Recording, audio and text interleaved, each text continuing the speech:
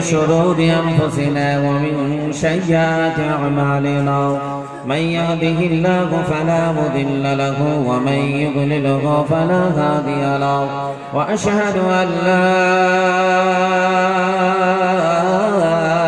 إله إلا الله وحده لا شريك له ونشهد أن سيدنا وحبيبنا ومولانا محمدا عبده ورسوله أما بعد فأعوذ بالله من الشيطان الرجيم بسم الله الرحمن الرحيم كيف تكفرون بالله وكنتم أمواتا فأحياكم ثم يميتكم ثم يحييكم ثم إليه ترجعون وقال الله تبارك وتعالى أرأيت الذي يكذب بالدين فذلك الذي يدعو اليتيم ولا يحض على طعام المسكين وقال الهنان المنان إن الله وملائكته يصلون على النبي يا أيها الذين آمنوا صلوا عليه وسلموا تسليما نبي যদি না আসিত ধরার বুকে অন্ধকারে রইত পড়ে মানব সবে কোথায় গিয়ে মোর নবীর দিদার মিলে আল্লাহ তুমি দাও না আমায় বলে নবী এলেন আরবেতে কোরআন নিয়ে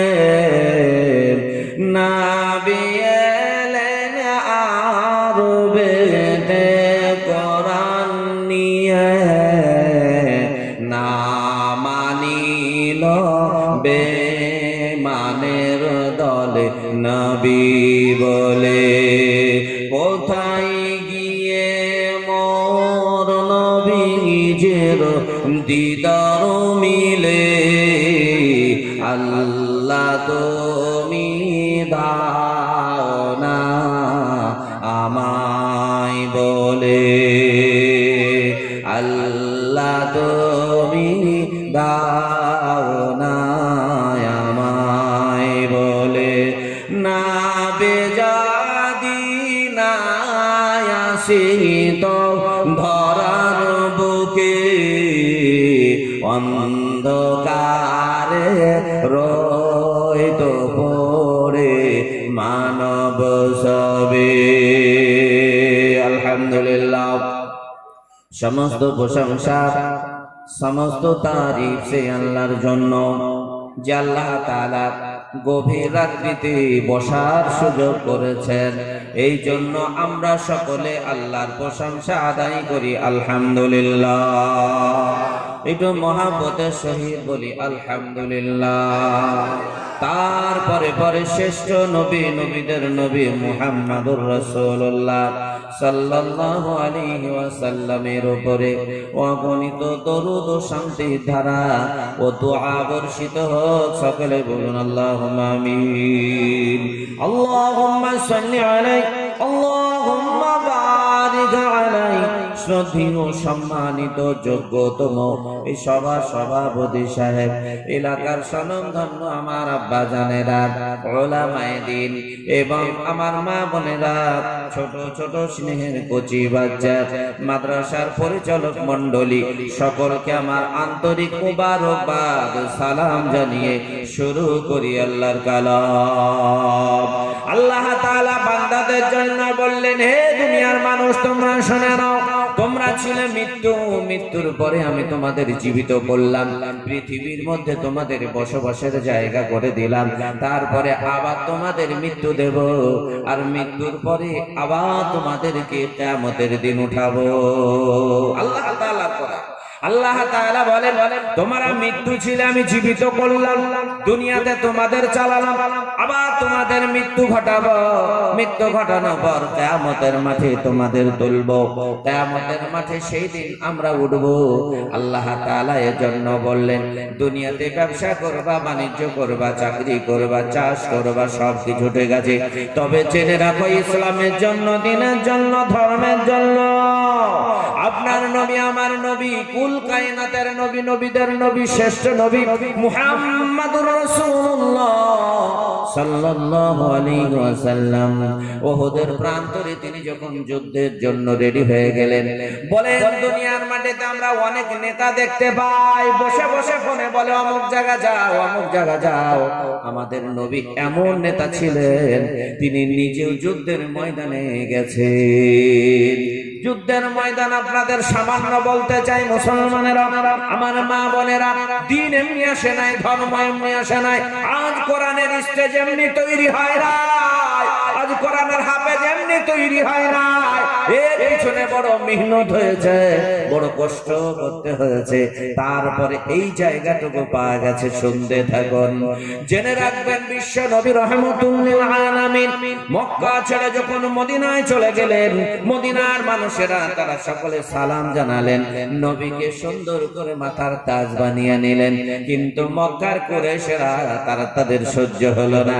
যার বাপ নাই, যার মা নাই, যার কেউ নাই, যার সম্পদ নয়, যার কোনো টাকা পয়সা নাই, সেই ব্যক্তিকে মদিনার মাটিতে সব থেকে নেতা মানবে, আমরা মক্কা থেকে মেরে আসবো, যুদ্ধ করে আসবো, এই বলে তারা সর্বপ্রথম বদরের প্রান্তরে গেছিল। সেখানে মার কে আবু জেহেল পটল পয়সা এরা ভেবেছিল যে আমাদের উপরে আর কার ক্ষমতা আছে, আমরা সব মেরে শেষ করে ফেলবো। কিন্তু কি হলো, পটল পয়সা সার মার খেয়ে সব চলে আসলো, এদের স্বাদ মিটল না। এবার নেতৃত্ব দিয়ে উহুদের প্রান্তরে ওই কুরাইশরা, মক্কার সেই যোদ্ধারা আবু সুফিয়ানের নেতৃত্বে তারা কি করলো, বলো চলো আমরা মুহাম্মদের বংশ ধ্বংস করে দেব, মুহাম্মদ সাল্লাল্লাহু আলাইহি সাল্লামের যত সহচরেরা আছে, সাহাবারা আছে, সকলকে এক এক করে আমরা মেরে ফেলবো, কেউ আটকাতে পারবে না, কেননা আমাদের হাতে ক্ষমতা আছে, আমাদের হাতে সৈন্য আছে, আমাদের লোক সংখ্যা বেশি, এই জন্য আমরা তাকে মেরে ফেলবো, কেউ আটকাতে পারবে না। উহুদের প্রান্তরে তারা যখন ভিড় জমিয়েছে, এই সময় আমার নবী ঘোষণা দিলেন, ওগো তোমরা দিনকে যদি টিকিয়ে রাখতে চাও, ধর্ম যদি টিকিয়ে রাখতে চাও, ইসলামের ছায়া তলে যদি তোমরা থাকো গো, তোমরা যুদ্ধের ময়দানে ঝাঁপিয়ে পড়ো। 1000 জন হাত তুললেন, লব্বাইক আল্লাহুম্মা লব্বাইক, ইয়া রাসূলুল্লাহ আমরা রেডি, আমরা রেডি, যুদ্ধের ময়দানে যাব। শয়তান বাবা সব সময় দুশমনি করে, শয়তান সব সময় দুশমনি করে।